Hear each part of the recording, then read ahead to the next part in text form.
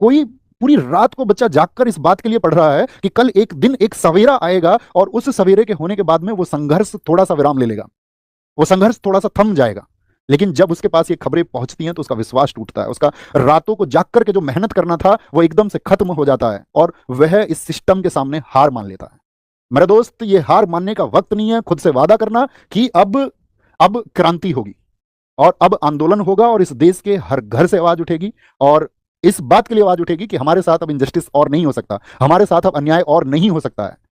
और बस मैं तुमसे इतनी बात कह सकता हूं कि तुम डरना मत, झुकना मत। और क्योंकि अगर हम डर गए ना दोस्त, और अगर हम झुक गए तो इस देश की जो टेढ़ी रीढ़ जिस किसी ने भी की है उसे हम कभी सीधी नहीं कर पाएंगे। और ये छात्र वर्ग है, ये जवान वर्ग है, जो इस देश की नेताओं के द्वारा जो या सिस्टम के द्वारा या खराब अधिकारियों के द्वारा, भ्रष्ट अधिकारियों के द्वारा जो टेढ़ी रीढ़ की जा रही है उसको हम सीधा करेंगे और मिलकर करेंगे। मैं व्यक्तिगत तौर पे कहूं कि मेरा जीवन तुम सबकी वजह से है।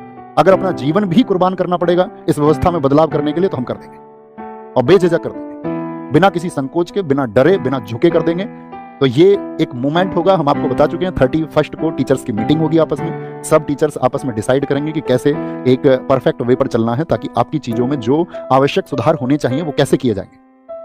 और अगर उन सब चीजों को कंसीडर नहीं किया जाता है तो ये सिर्फ एक प्रोटेस्ट नहीं, ये भविष्य बचाने का आंदोलन होगा, इस प्रशासन को जगाने का आंदोलन होगा और उस हर एक युवा आवाज को संगठित होना होगा जो इस खराब सिस्टम के खिलाफ में लड़ना चाहती है।